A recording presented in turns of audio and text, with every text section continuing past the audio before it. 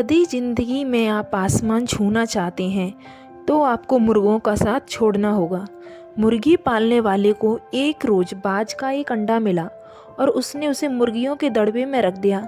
समय बीतने पर बाज का बच्चा भी मुर्गियों के साथ पलने लगा और खुद को इन्हीं की तरह मुर्गी का बच्चा समझने लगा। एक दिन उस बाज ने आसमान में एक बड़े पक्षी को उड़ता हुआ देखा। बड़ा इम्प्रेस हुआ। उसने आसपास की मुर्गियों से पूछा, वह कौन है? तो मुर्गियों ने जवाब दिया, वह बाज है, पक्षियों का राजा, आसमान में रहता है।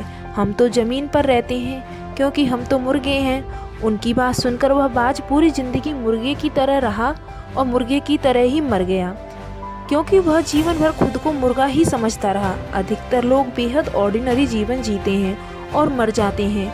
उन्हें एहसास ही नहीं होता कि उनके अंदर बाज के बच्चे की तरह कई योग्यताएं छुपी हुई हैं जिनको वे कभी इस्तेमाल ही नहीं करते। इस कहानी से बहुत डीप मैसेज निकल कर आता है कि अपने अंदर से उस वीकनेस को निकालो जो आपके अंदर झूठ बोलकर और खुद को एक वीक इंसान समझकर बैठे हो। आप भी एक बाज की तरह हो जो मुर्गों के बीच फंस चुके हो।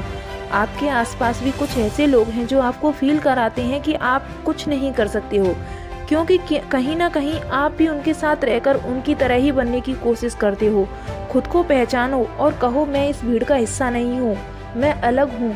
जिस दिन आप खुद को पहचान जाओगे तो आप भी उस बाज की तरह उड़कर आसमान को छू लोगे, नहीं तो उस बाज के बच्चे की तरह मुर्गों की तरह ज़मीन पर ही रह जाओगे। किसी ने ठीक ही कहा है, मंजिल उन्हीं को मिलती है जिनके सपनों में जान होती है। पंखों से कुछ नहीं होता, हौसलों से उड़ान होती है। अगर आपको मेरी कहानी पसंद आई हो तो वीडियो को लाइक करें, चैनल को सब्सक्राइब करें।